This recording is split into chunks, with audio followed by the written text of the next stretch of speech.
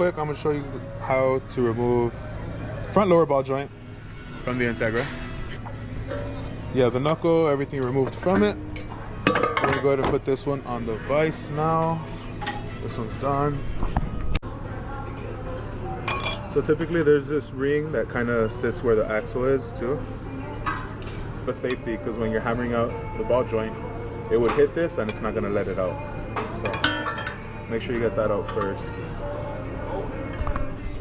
Second thing you want to look for, sometimes the ball joint will have the snap ring, holds it in place. That one ready to go, bro? Also, I want to go refuel and do nothing. Getting it, bro. There we go, so you get that off. Usually this is better with a sledgehammer, but working with what we have. That's why they always have snap rings.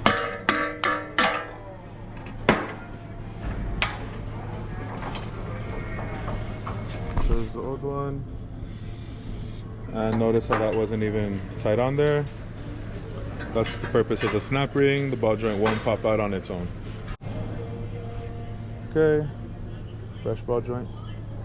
Back to the old one. Old one's all beat up. Luckily, it's in pretty good condition overall. Maybe just starting to crack. But overall, no tears, doesn't seem to be leaking. I noticed how it just popped right out.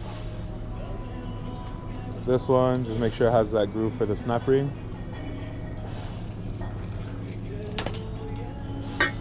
Go ahead and clean up this space, the seating area.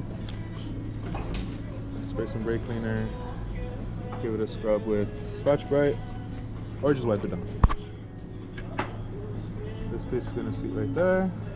So once you get it to seat, you wanna make sure you don't pinch the rubber boot, because that's gonna cause premature wear. It's gonna make it go out sooner. So right now we've gone ahead and got that on. This thing's kind of loose, honestly. Boom, installed. All right, so typically you'll want to set up your C-clamp, but it seems we've got it.